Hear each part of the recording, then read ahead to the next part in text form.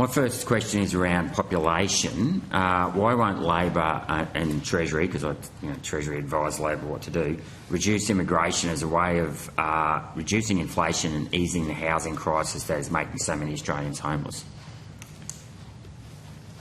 From a Treasury perspective, I mean, the settings around migration are matters for government. We have acknowledged in many of our documents that we've seen a faster than expected surge post-COVID, which is not unique to Australia by any means. We've seen this surge, I know, for example, in Canada has been a very large surge in migration and students, but also a number of other countries I could mention.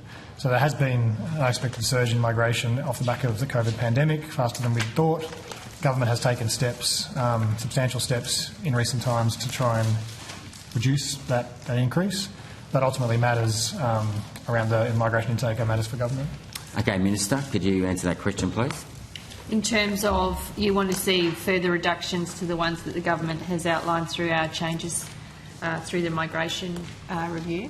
Yeah. Is that what you're saying? Yeah, so you've gone over 500,000 people. That's caused a shocking housing crisis that's rendered many Australians homeless.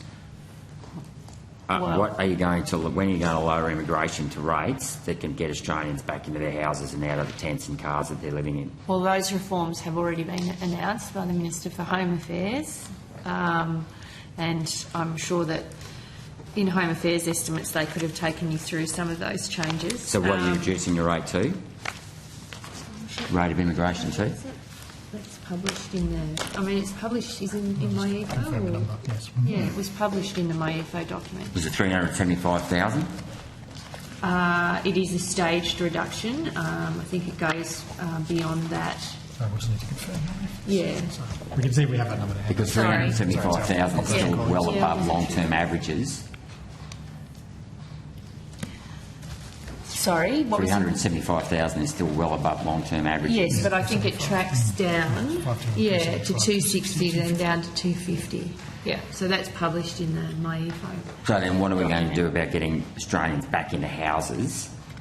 Well, that's a separate question, and I can talk you through all of the different housing policies that we have. But essentially, the short answer is we have a very full agenda of driving housing supply, of increasing housing supply in this country, because we are having part of the issue we're dealing with is we don't have enough houses.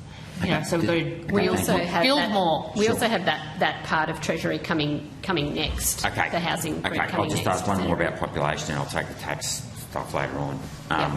So does Treasury acknowledge that with higher immigration it shifts the labour workforce, and say our tradies have to build more houses rather than go out there and build more factories to produce goods and services? Do you look at that sort of modelling when you look at the population intake?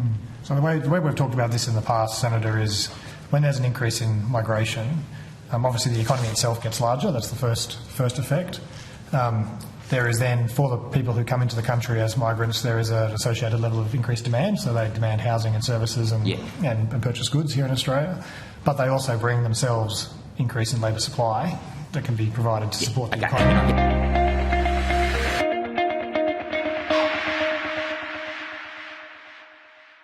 Authorised G. Rennick, LNP Chermside.